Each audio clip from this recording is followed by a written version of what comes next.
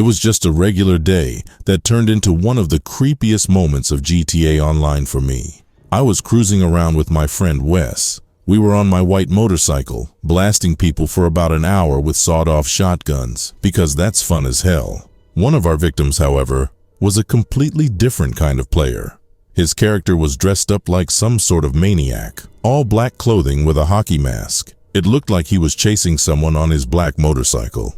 There's nothing too odd here, just typical GTA Online stuff.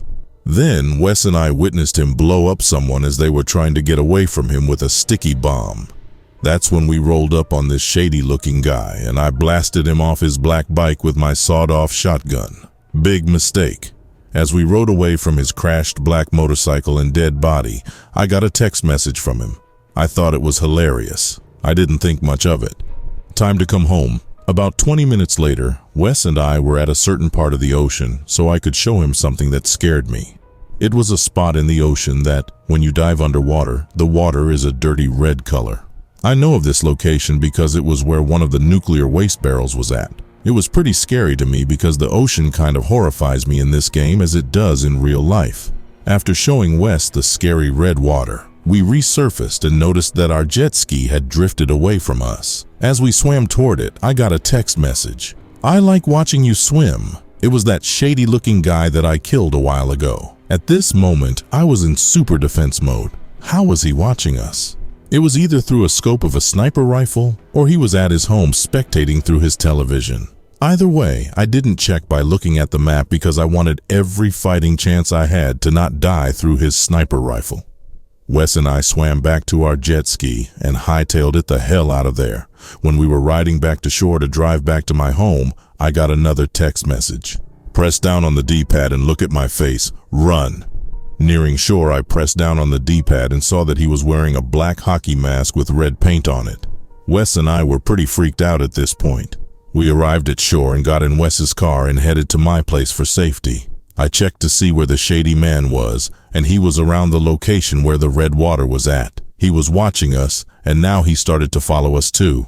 He was still far behind, but we kept a pretty good distance. After a minute or two at my place, I pulled up my map to see where he was at. He was outside my front door. He started buzzing the door, but I didn't let him in. He stood there for about 3 minutes until he finally left. Wes and I didn't want to leave the lobby because we were having fun as much as being completely frightened by this guy's eerie personality.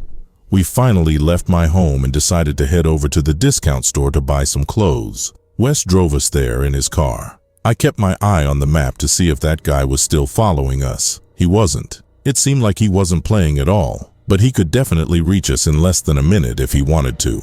We arrived at the discount store and headed inside. As we were shopping for clothes, I got a text message. "Look behind you."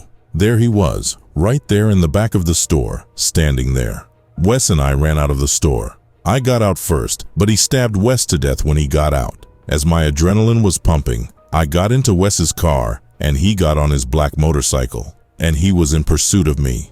He chased me to the freeway without firing a single shot. I wanted to get away from him as much as I could, so I tried shooting behind me, but I kept missing. As the high-speed chase continued, I heard a whisper in the game chat. "Please stop running away from me." I didn't stop driving. I kept going. I didn't want it to end like this. He said that in such a quiet and victorious voice. I was confused because I was so far away from him now because Wes's car was faster than his motorcycle. That's when I noticed the sticky bomb on Wes's car. He must have planted it on there before going into the discount store. I didn't even notice it. Next thing I know, I'm dead. He detonated the bomb and finally got me. As I respawned and sat in my chair in awe of what just happened, he sent me his last text message. "Welcome home."